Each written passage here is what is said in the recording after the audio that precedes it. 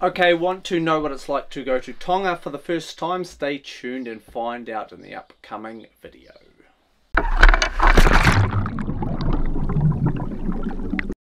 Okay, welcome back to another video, everybody. This video is kind of like a bonus video to the Live in New Zealand series. We went to Tonga back in July, didn't we? Last year.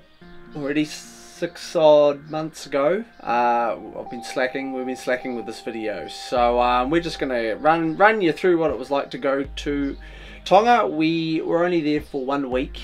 In the middle of our winter. We stayed on Tongatapu main island. We never branched out. Yeah, from New Zealand it's pretty straightforward. It was like 3.5 hours. You fly into the main town there at Nuku'alofa.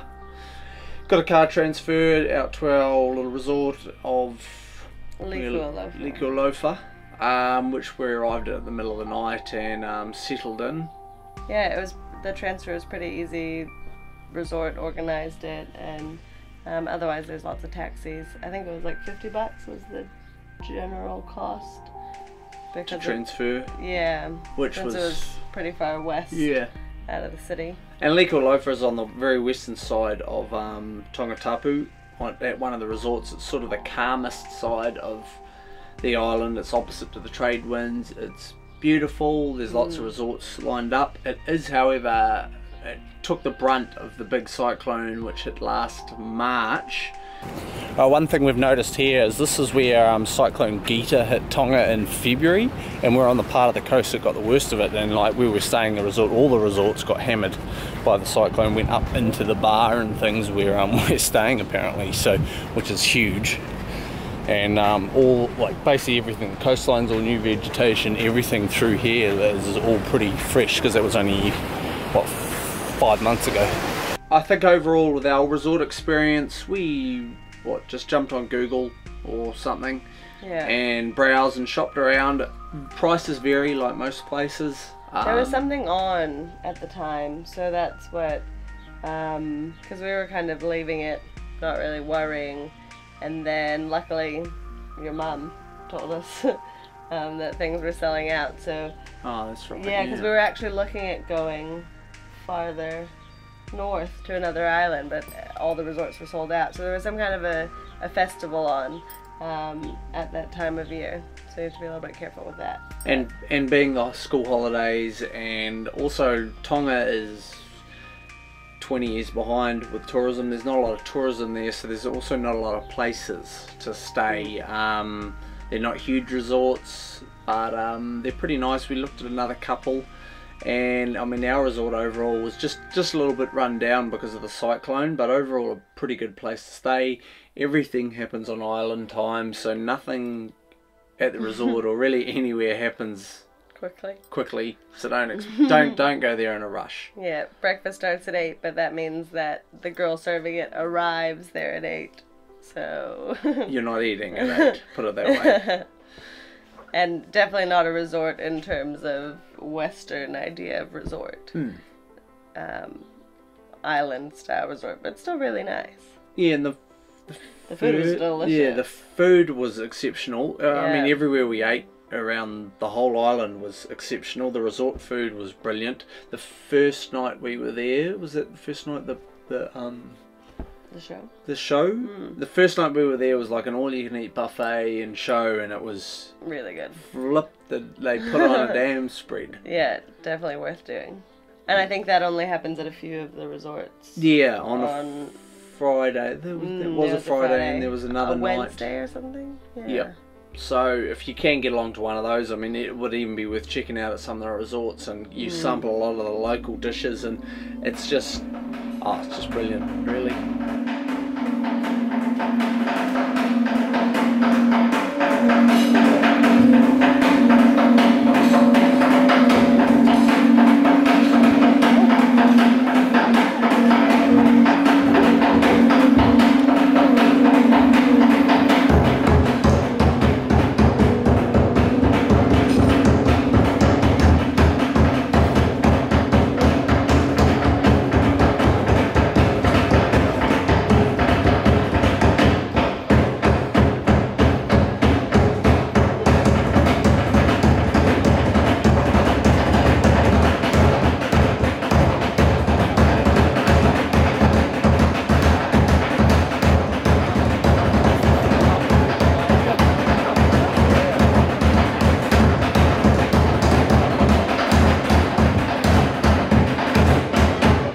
Okay, so the island itself, we were there in middle of July, which is their dry season, their winter as well, our winter. Stunning weather the whole time. It was mid to high 20s the whole time. I think we got 2 spits of rain at some stage, and just trade winds and beautiful. Tongatapu itself is dead flat. There's not really a hill to be seen, and quite different in that sense because there's not a lot of natural features on the island, except for like along the coast. Coastal there is. The rubbish was one notable thing, like a lot of the islands. Probably the education around it, and I guess the local sort of infrastructure when it comes to rubbish is appalling. And there's just, it's sad to see, but it's, you know, the reality of up there is that there's just... Yeah, they're definitely trying though in the city. There's lots of rubbish bins in the city, and the city itself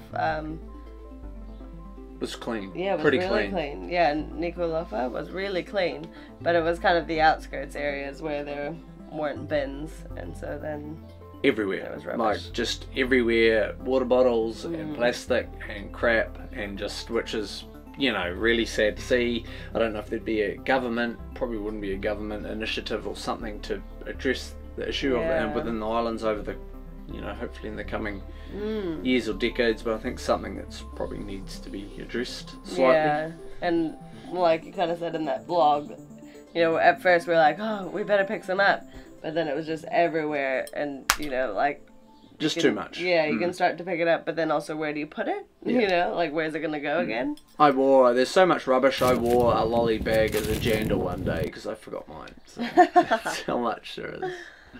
Okay, so tourism overall, like I touched on at the very start of this video, is lacking to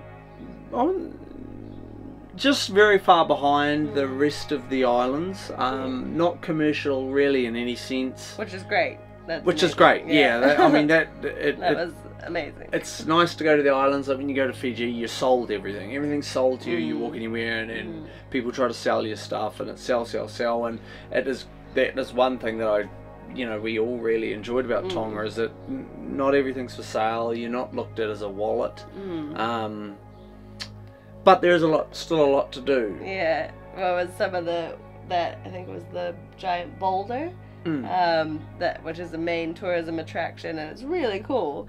But to find it was just like a post without a sign. Yeah, a white pole indicating that there's a tourist attraction here, but there's no signage. Or anything, anywhere. It was just a pole. Yeah. I actually spotted the rock first with the drone. We were flying over the blowholes, and we couldn't find the stone, and I just put the drone up in the air and found it. So yeah, just quite different. The blowholes were like really cool. You know, miles of really cool blowholes along the western sort of southwestern side of the island. We did all this on a Sunday, and what we found driving around the island in a rental car on a Sunday is everything is closed for church day on Sunday. All the videos tell you that, but we just, you know... We didn't think it was going to be everything. But everything is closed, and so a lot of well, there was a restaurant open, but like the little cave thing that you can go to was closed. Well, obviously, this is the Cave of Hina, who died of a broken heart here and created a freshwater swimming hole, I think, right?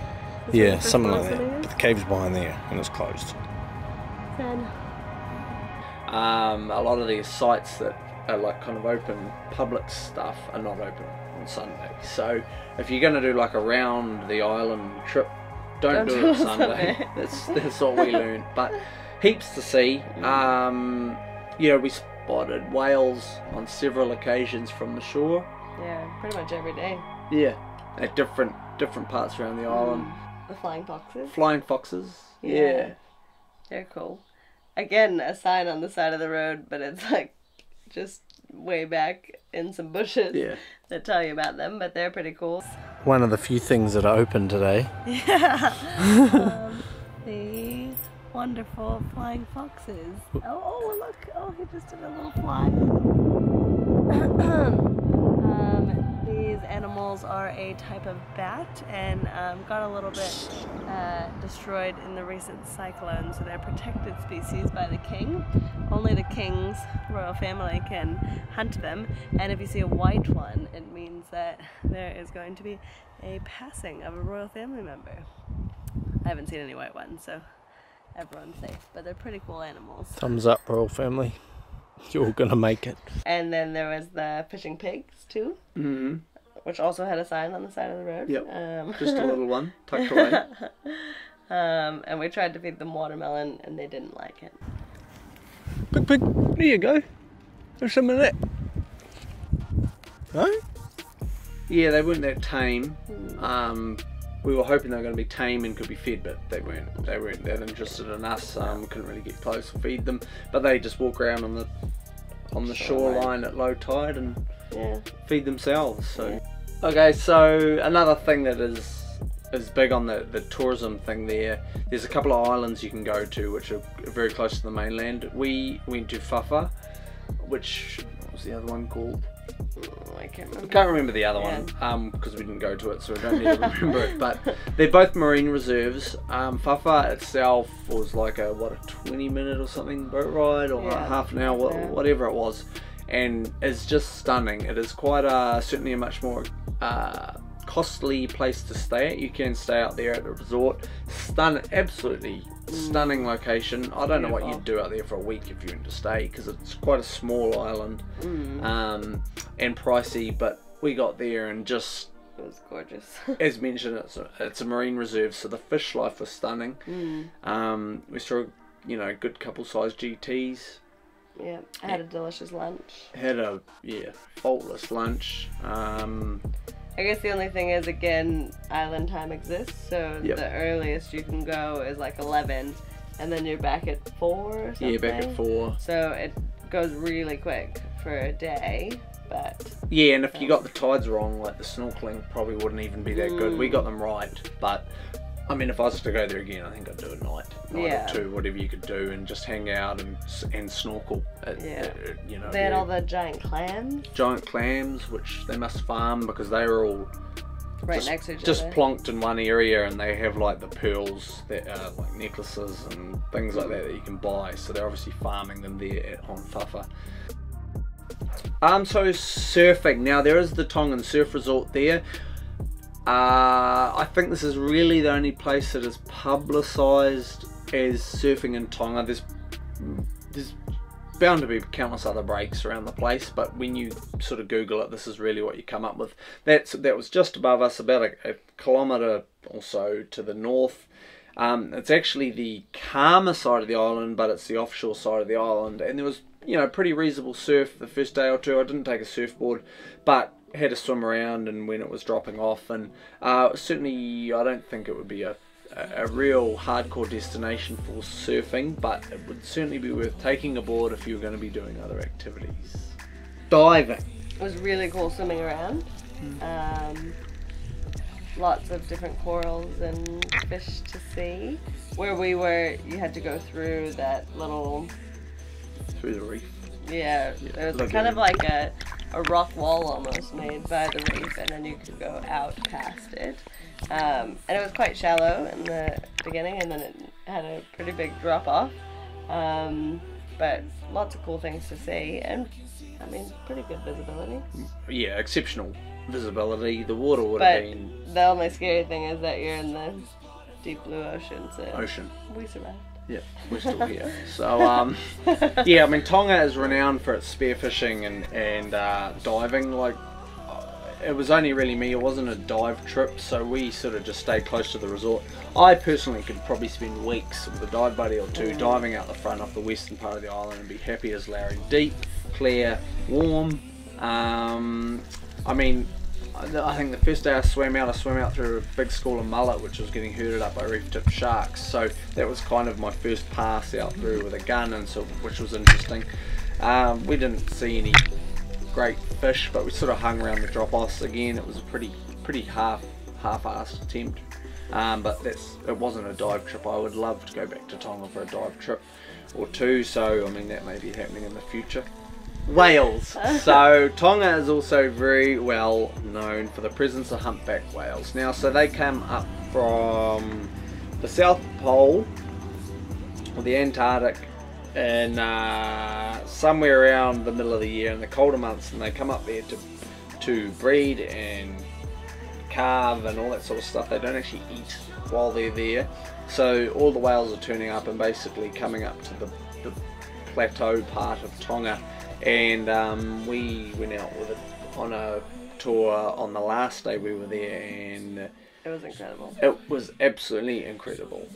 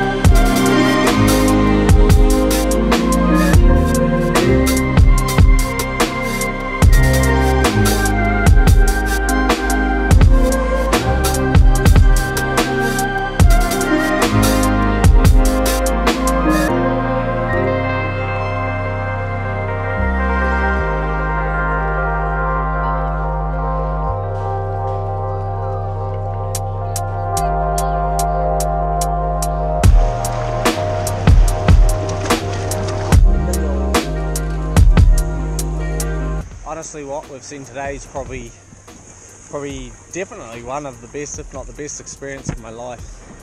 The guy who's swimming with us said it's the best day this year, and we were with that last big pair for like an hour, what did we say? 65 minutes just sitting there, and they said there was like 8 or something males fighting the yesterday or the day before, which would have been for a female, and that's probably him with a female. So pretty bloody awesome. So big thanks to Blue Water Explorer for putting us onto that. There's multiple companies doing it. I mean, it's shop around and ask what's happening, because it's certainly worth a go when you're in Tonga. So lastly, and probably the to-dos for next time we go to Tonga, because there'll be a next time, I would love to go back. There is a hell of a lot to do and see. I think I would, like I mentioned just before, I'd love to do a dive trip or two, dedicated dive trip. I would also like to go up to there's the middle group and then the top group of islands as well, which you can catch the ferry and head up there on. I think if you really like the kind of bit more off the grid and away from the tourist trail, Tonga would be an incredible destination, especially if you're into like your spearfishing and diving and nature and even just exploring. I mean, everyone was so nice. Everyone was really nice and could do anything. Chill at the beach. I'd like to do it by boat. If we had a boat, and then you could kind of sail and work your way up slowly and. So if you have a boat and would like to sail to Tonga, call me.